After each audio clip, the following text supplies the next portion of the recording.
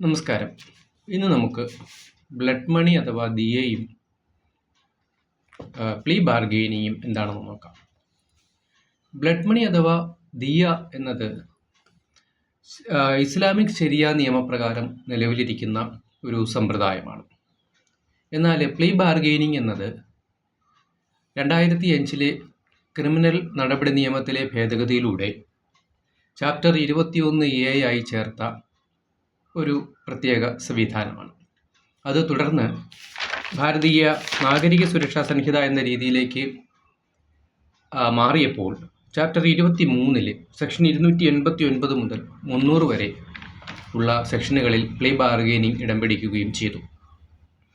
അപ്പോൾ എന്താണ് ബ്ലഡ് മണി അഥവാ ദിയ എന്നത് ആദ്യം നോക്കാം. ബ്ലഡ് മണി അഥവാ ദിയ ഞാൻ മുമ്പ് സൂചിപ്പിച്ചു, ശരിയ നിയമം ഫോളോ ചെയ്യുന്ന രാജ്യങ്ങളിൽ ഉള്ളതാണ്. അപ്പോൾ സ്വാഭാവികമായും ഇസ്ലാമിക രാജ്യങ്ങളിലാണ് ഈ സമ്പ്രദായം നിലവിലുള്ളത്. എന്താണ് ബ്ലഡ് മണി എന്ന് പറഞ്ഞാൽ, ഒരു നിശ്ചിത ധനം അല്ലെങ്കിൽ മറ്റെന്തെങ്കിലും വിലപിടിപ്പുള്ള വസ്തു ഒരു കുറ്റം ചെയ്തയാൾ ഒരു ഇരയ്ക്കോ അല്ലെങ്കിൽ ഇരയുടെ ബന്ധുക്കൾക്കോ നൽകി ശിക്ഷാ കാലാവധിയിൽ ഇളവ് നേടുന്നതിനാണ് ബ്ലഡ് മണി അഥവാ ദിയ എന്ന് പറയുന്നത്. ഈ നിയമം നമുക്ക് ഇന്ത്യയിൽ നിലവിലില്ല. ഈ സമ്പ്രദായം ഇന്ത്യൻ കോടതികളൊന്നും തന്നെ ഫോളോ ചെയ്യുന്നില്ല. കുവൈറ്റിലെ നമുക്കറിയാം, ജയിലിൽ കിടന്ന ഒരു അർജുൻ എന്ന് പറയുന്നയാളിനെ 30 ലക്ഷം രൂപ ഇത്തരത്തിൽ നൽകി ജീവപര്യന്തമാക്കിയ ശിക്ഷാ കാലാവധി കുറച്ചു കൊണ്ടുവന്നിട്ടുണ്ട്. അതുപോലെ അബ്ദുൾ റഹീം എന്നയാളിന് 34 ലക്ഷം രൂപ ഇതുപോലെ ബ്ലഡ് മണി കൊടുത്ത് കോടതിയുടെ ശിക്ഷാ നടപടിയിൽ നിന്നും ഒഴിവായി വന്നിട്ടുണ്ട്. പിന്നെ നമ്മളിപ്പോൾ ലൈവായിട്ട് കേട്ടുകൊണ്ടിരിക്കുന്ന ഒരു സംഗതിയാണ്, ഒരു നിമിഷപ്രിയ എന്ന ഒരു ഡോക്ടർ യമനിലെ ജയിലിൽ വധശിക്ഷ കാത്തു കഴിയുന്നു. അതിൽ ബ്ലഡ് മണിയുടെ ഒരു സാധ്യതയെക്കുറിച്ച് രണ്ട് രാജ്യങ്ങളും തമ്മിൽ ചർച്ച നടന്നുകൊണ്ടിരിക്കുകയാണ്. ഇങ്ങനെ ഇസ്ലാമിക രാജ്യം നിലവിലുള്ള ഒരു രാജ്യത്ത് ഈ മനഃപൂർവ്വമല്ലാത്ത നരഹത്യ അല്ലെങ്കിൽ ആക്രമണത്തിലൂടെ സംഭവിക്കുന്ന എന്തെങ്കിലും തരത്തിലുള്ള പെർമനൻ്റ് ആയിട്ടുള്ള ഒരു ഡിസബിലിറ്റി, ഇത്തരം കാര്യങ്ങൾക്ക് ആ ഇരയോ അല്ലെങ്കിൽ അയാളുടെ കുടുംബമോ മാപ്പ് നൽകുവാൻ തയ്യാറാണെങ്കിൽ അതിന് തത്തുല്യമായ രീതിയിലുള്ള അവർ നിശ്ചയിക്കുന്ന ഒരു തുക നഷ്ടപരിഹാരമായി വാങ്ങിക്കൊണ്ട് ആ ശിക്ഷാ കാലാവധി ഇളവ് ചെയ്യുകയോ കുറവ് ചെയ്യുകയോ ഒഴിവാക്കുകയോ ഒക്കെ ചെയ്യാൻ പറ്റുന്ന ഒരു സമ്പ്രദായത്തിനെയാണ് ഈ ബ്ലഡ് മണി എന്ന് പറയുന്നത്. ആ പേര് പോലെ തന്നെയാണ്, ആ ബ്ലഡ് മണി എന്ന് പറയുന്ന ആ പേര് പോലെ തന്നെയാണ് അതിൻ്റെ പ്രായോഗികമായ ഒരു അർത്ഥവും. ഇത് കൂടുതലും ഈ വാഹനാപകടത്തിലൂടെ സംഭവിക്കുന്ന മരണം, തൊഴിലിടങ്ങളിൽ സംഭവിക്കുന്ന മരണം അല്ലെങ്കിൽ ഡിസബിലിറ്റി, ഇത്തരം കാര്യങ്ങൾ മനഃപൂർവ്വമല്ലാത്ത നരഹത്യയിൽ അല്ലെങ്കിൽ ഡിസബിലിറ്റിയിലാണ് ഇത്തരം സംഗതികൾ ഉപയോഗിക്കുന്നത്.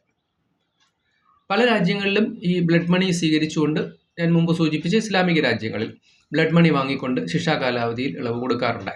നമ്മുടെ തൊട്ടടുത്ത രാജ്യമായ പാകിസ്ഥാനിലെ ക്രിമിനൽ നടപടി നിയമത്തിലെ ഭേദഗതിയിലൂടെ ബ്ലഡ് മണി എന്ന് പറയുന്ന ഒരു സമ്പ്രദായത്തിന് സ്ഥാനം നൽകിയിട്ടുണ്ട്. ഇത് പല രാജ്യങ്ങളിലും പല രീതിയിലാണ് ഈ ബ്ലഡ് മണിയുടെ ക്വാണ്ടിറ്റി തീരുമാനിക്കുന്നത്. ചില രാജ്യങ്ങളിൽ സ്ത്രീകൾക്ക് പുരുഷന്മാർക്ക് അങ്ങനെ വ്യത്യാസമുണ്ട്. ചില രാജ്യങ്ങളിൽ സ്വന്തം രാജ്യക്കാർക്ക് വിദേശ രാജ്യങ്ങളിൽ നിന്നും വന്ന് താമസിക്കുന്ന ആൾക്കാർ അങ്ങനെ വ്യത്യാസമുണ്ട്. എന്നാൽ ചില കാര്യങ്ങളിൽ ഇത്തരത്തിലുള്ള യാതൊരു ഡിസ്ക്രിമിനേഷനും ഇല്ലാതെ എല്ലാവർക്കും തുല്യമായ രീതിയിൽ തന്നെ ബ്ലഡ് മണി നിശ്ചയിക്കാറുണ്ട്. ബ്ലഡ് മണി നിശ്ചയിക്കുന്നത് ആ രാജ്യത്തെ കോടതിയാണ്. അപ്പോൾ ബ്ലഡ് മണിയുടെ ഒരു പ്രധാന സംഗതി എന്ന് പറഞ്ഞാൽ, ബ്ലഡ് മണിക്ക് അവകാശമുണ്ടാകുന്നത് ശിക്ഷിച്ചതിന് ശേഷം ആ പ്രതി ഇറങ്ങുന്നതിന് വേണ്ടിയിട്ടാണ് ബ്ലഡ് മണി കൊടുക്കുന്നത്.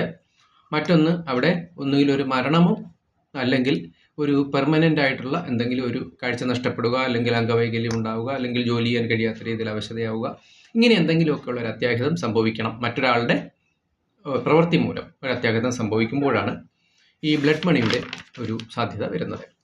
എന്നാൽ നമ്മൾ പ്ലീ ബാർഗെയിനിങ്ങിലേക്ക് വരുമ്പോൾ അവിടെ 7 വർഷത്തിൽ താഴെ മാത്രം ശിക്ഷ കിട്ടാവുന്ന കുറ്റങ്ങൾ ചെയ്ത പ്രതികൾക്ക് മാത്രമാണ് ബ്ലഡ് മണി അർഹതയുള്ളത്. അതുപോലെ തന്നെ ആ കുറ്റകൃത്യം ഒരിക്കലും സ്ത്രീകൾക്കെതിരെയോ കുട്ടികൾക്കെതിരെയോ ആവാൻ പാടില്ല. മറ്റൊരു വ്യവസ്ഥ എന്ന് പറയുന്നത്, ആ സമാന സ്വഭാവത്തിലുള്ള ഒരു കുറ്റകൃത്യത്തിൽ ഏർപ്പെട്ട് അയാൾ മുൻപ് ശിക്ഷ അനുഭവിച്ച ആളായിരിക്കാനും പാടില്ല. അപ്പോൾ 7 വർഷത്തിൽ കൂടുതൽ ശിക്ഷ കിട്ടാവുന്ന വലിയ കുറ്റങ്ങൾ, പിന്നെ മർഡർ, റേപ്പ്, പിന്നെ അതുപോലെ തന്നെ സ്ത്രീകൾക്കും കുട്ടികൾക്കും മുമ്പ് സൂചിപ്പിച്ച പോലെ അതുപോലെ തന്നെ നമ്മളൊരു ഒരു സോഷ്യോ ഇക്കണോമിക് കാറ്റഗറി എന്ന് പറയുന്ന രീതിയിൽ ചില ഒഫൻസുകളെ കാറ്റഗറൈസ് ചെയ്തിട്ടുണ്ട്. അത്തരം കുറ്റങ്ങളിൽ ഏർപ്പെട്ട ആൾക്കാർക്ക് ഇവർക്കൊന്നും തന്നെ ഈ കുറ്റസമ്മതത്തിലൂടെ പ്ലീ ബാർഗെയിൻ ചെയ്ത് രക്ഷപ്പെടുവാൻ സാധിക്കില്ല.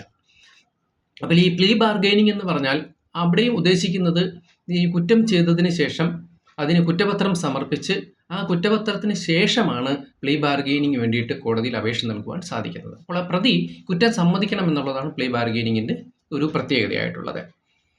പോലീസ് ചാർജ് കൊടുത്ത് അതിലേക്ക് കുറ്റപത്രം വായിക്കാനായിട്ടിരിക്കുക. അതല്ലെന്നുണ്ടെങ്കിൽ ഈ കോടതി തന്നെ നേരിട്ടെടുക്കുന്ന കേസുകളിലാണെന്നുണ്ടെങ്കിൽ അതിനകത്ത് പ്രോസസ്സെല്ലാം നടന്ന് പ്രതി കോടതിയിൽ ഹാജരാകുന്ന ഒരു സാഹചര്യം എത്തി അതിനുശേഷമാണ് പ്ലീ ബാർഗെയിനിങ്ങിന് പറ്റുന്നത്. കുറ്റപത്രം വായിച്ച് 30 ദിവസത്തിനകം പ്രതി പ്ലീ ബാർഗെയിനിങ്ങിന് തയ്യാറാണെങ്കിൽ കോടതിയിൽ ഒരു അപേക്ഷയും അതിനോടൊപ്പം ഒരു സത്യവാങ്മൂലവും കൊടുക്കുന്നു. ഈ സത്യവാങ്മൂലത്തിൽ മുമ്പ് സൂചിപ്പിച്ച ഇതിൻ്റെ മാനദണ്ഡങ്ങളെല്ലാം തന്നെ എഴുതുകയും അയാൾ സ്വമനസ്സാലെ ആരുടെയും പ്രേരണയ്ക്ക് വിധേയനാകാതെയാണ് പ്ലീ ബാർഗെയിനിങ്ങിന് തയ്യാറായിരിക്കുന്നത് എന്ന് കോടതിയെ അറിയിക്കുകയും വേണം. അതിൻ്റെ സാറ്റിസ്ഫാക്ഷന് വേണ്ടി കോടതി ആ പ്രതിയെ നേരിട്ട് വിളിക്കുകയും എക്സാമിനേഷൻ ഉൾപ്പെടെയുള്ള എല്ലാ കാര്യങ്ങളും നടത്തി കോടതിക്ക് ബോധ്യപ്പെട്ടതിന് ശേഷം ഈ കേസ് 60 ദിവസം കഴിഞ്ഞ് വീണ്ടും പരിഗണിക്കുന്നു. അപ്പോൾ ഈ പീരീഡിനിടയിൽ ഈ കേസിനെ സംബന്ധിച്ചുള്ള രേഖകൾ അല്ലെങ്കിൽ ഇതിൻ്റെ സാങ്കത്യത്തെക്കുറിച്ച് പ്രോസിക്യൂഷൻ, വാദി, ഇര, ഈ കേസ് അന്വേഷിച്ച അന്വേഷണ ഉദ്യോഗസ്ഥൻ എന്നിവരുടെ എല്ലാം തന്നെ അഭിപ്രായം ആരായിരുന്നു.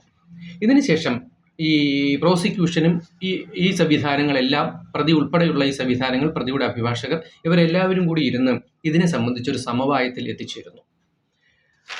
അങ്ങനെ ഈ സമവായത്തിൽ എത്തിച്ചേർന്നതിന് ശേഷം കോടതി ഇതിനെ സംബന്ധിച്ച് ഒരു സമവായത്തിൽ എത്തിച്ചേർന്ന ഈ അഭിപ്രായ സമന്വയം എല്ലാം കൂടെ ചേർത്ത് അതിൽ ഇവരുടെ എല്ലാവരുടെയും ഒപ്പും ഒക്കെ വാങ്ങിച്ചതിന് ശേഷമാണ് കോടതി ഇതിനകത്ത് ഒരു ശിക്ഷാ നടപടിയിലേക്ക് കടക്കുന്നത്, അല്ലെങ്കിൽ ഒരു വിധിയിലേക്ക് കടക്കുന്നത്. അപ്പോൾ ഇത് ഏതെങ്കിലും കാരണവശാൽ സമവായത്തിൽ എത്തിച്ചേരുവാൻ കഴിഞ്ഞില്ല എങ്കിൽ പ്ലീ ബാർഗെയിനിങ്ങിന് സാങ്കത്യമില്ല. ഇവിടെ ഒരു സാമ്യം പ്ലീ ബാർഗെയിനിങ്ങും ബ്ലഡ് മണിയും തമ്മിലുണ്ട്. അതെന്താണെന്ന് വെച്ചാൽ ബ്ലഡ് മണി ആയാലും പ്ലീ ബാർഗെയിനിങ്ങിനായാലും ശരി തന്നെ ഇരയുടെ ബന്ധുക്കളോ സമ്മതിക്കണം. അതുപോലെ തന്നെ ഇവിടെയും പ്ലീ ബാർഗെയിനിങ്ങിന് ഒരു സമവായത്തിൽ എത്തിച്ചേരണം. സമവായത്തിൽ എത്തിച്ചേർന്നില്ല എങ്കിൽ പ്ലീ ബാർഗെയിനിങ് സാധ്യമല്ല. കോടതി എന്ത് ചെയ്യണം, എങ്ങനെയാണോ അതിനകത്ത് നടപടിക്രമം, ക്രിമിനൽ നടപടിക്രമം അനുസരിച്ച് എങ്ങനെയാണോ അത് പരിഗണിക്കേണ്ടത് ആ രീതിയിൽ ആ കേസ് തുടർന്ന് കൊണ്ടുപോകണം. ഈ പ്ലീ ബാർഗെയിനിനുള്ള അപേക്ഷ കോടതി പരിഗണിക്കുവാൻ പാടില്ല. അതുപോലെ തന്നെ ഇത്തരം സമവായത്തിൽ എത്തുകയാണെങ്കിൽ തുടർന്ന് പിന്നെ കോടതി അതിൻ്റെ ശിക്ഷയെക്കുറിച്ച് ഇവരോടൊക്കെ ആരായണം. ഇതിന് കോമ്പൻസേഷൻ കൊടുക്കുവാൻ സാധിക്കുമോ, അഡ്മോണിഷ് ചെയ്യുക അഥവാ താക്കീത് നൽകി വിട്ടയക്കാൻ സാധിക്കുമോ, അല്ലെങ്കിൽ നല്ല നടപ്പിന് വിടുവാൻ സാധിക്കുമോ, ഇത്തരം കാര്യങ്ങളെക്കുറിച്ചൊക്കെ കോടതി ഈ ബന്ധപ്പെട്ട ആൾക്കാരുമായി, പ്രോസിക്യൂഷൻ, പ്രതി, വാദി, അതിൻ്റെ ഇര, അന്വേഷണ ഉദ്യോഗസ്ഥൻ, ഇത്തരം ആൾക്കാരുമായിട്ടെല്ലാം തന്നെ കോടതി അതിനെ സംബന്ധിച്ച് ഒരു ഹിയറിങ്ങിന് വിധേയമാക്കുന്നു. അങ്ങനെ ഒടുവിൽ ഈ നടപടികളെല്ലാം കഴിഞ്ഞതിന് ശേഷം ഈ ശിക്ഷയിലേക്ക് കടക്കുമ്പോൾ മിനിമം ശിക്ഷയുടെ 1/4 മുതൽ അതിൻ്റെ പകുതി ശിക്ഷ വരെ ഈ കേസുകൾക്ക് വിധിക്കാവുന്നതാണ്. അതുപോലെ ആദ്യമായിട്ട് കുറ്റകൃത്യത്തിൽ ഏർപ്പെടുന്ന ഒരാളാണ് എങ്കിൽ ഇതിൻ്റെ 1/6 വരെ ശിക്ഷാ കാലാവധിയായിട്ട് കോടതിക്ക് ശിക്ഷ ഇമ്പോസ് ചെയ്യാവുന്നതാണ്. പിന്നെ മുമ്പ് സൂചിപ്പിച്ചതുപോലെ കോമ്പൻസേഷൻ കൊടുത്തോ അഡ്മോണിഷ് ചെയ്തോ പ്രൊബേഷൻ ഓഫ് ഒഫൻഡേഴ്സ് ആക്ടിൻ്റെ പരിധിയിലേക്ക് വരുത്തി ഈ പ്രതിയെ ശിക്ഷാ കാലാവധിയിൽ നിന്ന് ഒഴിവാക്കാൻ സാധിക്കുമെങ്കിൽ കോടതിക്ക് അങ്ങനെയും ചെയ്യാൻ സാധിക്കും. അതില്ലാത്ത കേസുകളിലാണ് ഈ ശിക്ഷയിലേക്ക് പിന്നെ കടക്കേണ്ടത്. അങ്ങനെ ശിക്ഷയിലേക്ക് കടന്നാൽ 1/4 ശിക്ഷ അല്ലെങ്കിൽ 1/6 ശിക്ഷയാക്കി വരെ അത് കുറയ്ക്കുവാൻ കോടതിക്ക് സാധിക്കും. പിന്നെ ഇപ്രകാരം ഉണ്ടാകുന്ന വിധിക്കെതിരെ അപ്പീൽ പോകാൻ സാധിക്കില്ല എന്നുള്ളതാണ് ഇതിൻ്റെ മറ്റൊരു പ്രത്യേകത. അതുപോലെ തന്നെ ഈ പ്രതിക്ക് ഇതിൽ നിന്ന് കിട്ടുന്ന ഒരു ആനുകൂല്യം എന്താണെന്ന് വെച്ചാൽ ഈ പ്ലീ ബാർഗെയിനിങ്ങിൻ്റെ ഭാഗമായി കൊടുത്ത സത്യവാങ്മൂലം, അതിനെ തുടർന്നുണ്ടായ സമവായത്തിൽ എത്തിച്ചേർന്നിരിക്കുന്ന ആ ഒരു സ്റ്റേറ്റ്മെൻറ്റ്, ഇതൊന്നും തന്നെ മറ്റെങ്ങും ഉപയോഗിക്കുവാൻ പാടില്ല. ഇതിൻ്റെ ഒരു പ്ലീ ബാർഗെയിനിങ്ങിൻ്റെ ഭാഗമായിട്ട് മാത്രമേ അത്തരം സംഗതികൾ കൺസിഡർ ചെയ്യുവാൻ സാധിക്കുകയുള്ളൂ.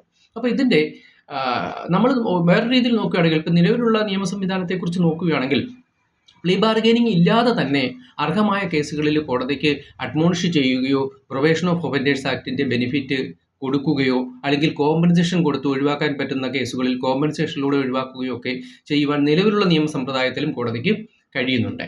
അതുപോലെ തന്നെ ഒരു പ്രതി കുറ്റക്കാരനാണെന്ന് കണ്ടു കഴിഞ്ഞാൽ അയാൾക്ക് ശിക്ഷയെക്കുറിച്ച് വാദം പറയുവാനുള്ള അവകാശം കോടതി നൽകുന്നുണ്ട്. അദ്ദേഹത്തിന് അല്ലെങ്കിൽ അദ്ദേഹത്തിൻ്റെ അഭിഭാഷകന് ഫൈൻഡ് ചെയ്തതിന് ശേഷം ശിക്ഷയെക്കുറിച്ച് പറയുവാനുള്ള ഒരു അവസരം കോടതി നൽകുന്നുണ്ട്. ഈ സമയത്ത് അയാൾക്ക് തൻ്റെ വ്യക്തിപരമായ പ്രശ്നങ്ങളും കുടുംബപരമായ പ്രശ്നങ്ങളും ശിക്ഷയിലൂടെ കടന്നുപോയാൽ അയാൾക്കുണ്ടാകുന്ന മറ്റ് ബുദ്ധിമുട്ടുകളും ഒക്കെ പറഞ്ഞ് ശിക്ഷാ കാലാവധി കുറയ്ക്കുവാനുള്ള ഒരു സാഹചര്യം ഇപ്പോഴത്തെ ശിക്ഷാ നിയമത്തിൽ തന്നെ നിലവിലുമുണ്ട്.